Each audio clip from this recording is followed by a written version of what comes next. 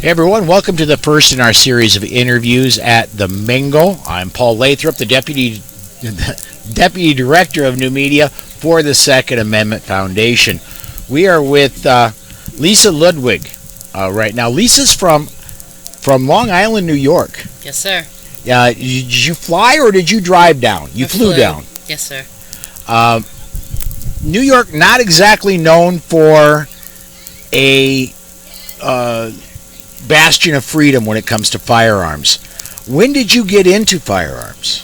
It started at 9/11 when we actually saw the smoke on Long Island from the towers, and everybody started gathering food and prepping, and I started doing the same thing. And I thought someone can come into my house and just take everything. So I felt very vulnerable. So from that moment on, I said, I have to do something about this.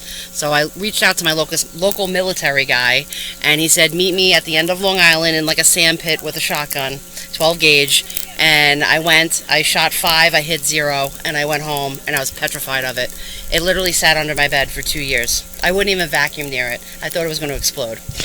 Swear to God.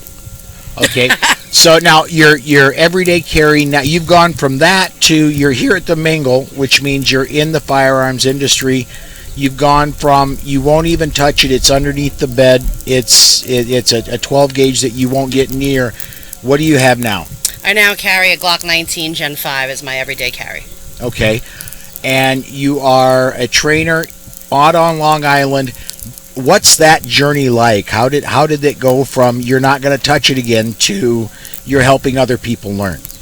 There was almost a violent break-in in my neighborhood, and if you're aware of the Ring camera, I got notified that one of my neighbors was a woman running into our house and a man running behind her with a handgun in his hand and a mask over his face, and he was donkey kicking the door. And I was part of the neighborhood watch group, and I thought on Facebook, and I thought if that door would have opened, what would that lady have done? And I said, who wants to learn how to shoot firearms? And a bunch of people, not just women, were like me. I said, I think I'm onto something here. Instead of sitting on my couch and just complaining about my community being unsafe, I got up off my couch and got the right training. I got insured, and I opened up the Long Island Women's Firearm Club. And we're 3 years old. We have about 100 members, 3 chapters, and it's been a fantastic ride. Just like a girl in a gun, I am the lead facilitator for the Long Island chapter for them. Same idea. They say it's more than shooting. It absolutely is. Very cool. So, one thing, and I got to say, I run a political talk show, so I got to bring this in a little bit. Sure. We've got the New York State Rifle and Pistol Association versus Bruin decision probably coming down next month. It'll be before the recess of the Supreme Court comes. That could end the New York State May issue. May non-issue, really. Yeah, exactly. So, how does that look for somebody who is obviously pro Second Amendment, living out on Long Island?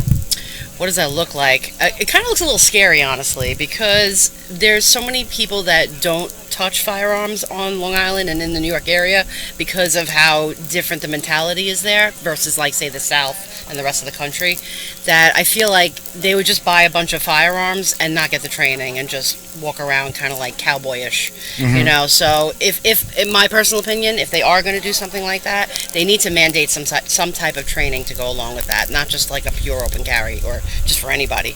And I just feel it just opens up cans of worms for people that it can be very dangerous. We all know this. Okay. That's just my personality. And where I come from, like I said, it's like a dirty word. You have a gun. Like, even my tattoo, they're like, oh, you have a tattoo, you have a gun on you. Like, it's a tattoo. It's okay. Yeah. So. All right. Well, so, and why is this your first? Have you been to the Mingle before? Is this your first? First year. And we're at lunch on day 1. What's your opinion so far? I think it's fantastic. I think this is a great opportunity, not only for myself, but my local peers, people I've never met before. We've all talked online and chit-chatted, but we never actually met in person. And here's my New Jersey lady right here. And it's just nice to put a face to the name, and the instructors are fabulous. We worked with Brian so far, and I got the 5x5. I got the signature, and that's it. I thought it was fantastic. I think it's a very exclusive and a needed thing going forward, because women are so I can't say the word. Unrepresented. Underrepresented. Thank you, in this industry. So it's nice to have something like this that's full females. All right, very cool. Lisa, I want to thank you for taking your time out to talk to us today. Thank you. Have a great day. Yes, ma'am. Thank you. Thank you, guys.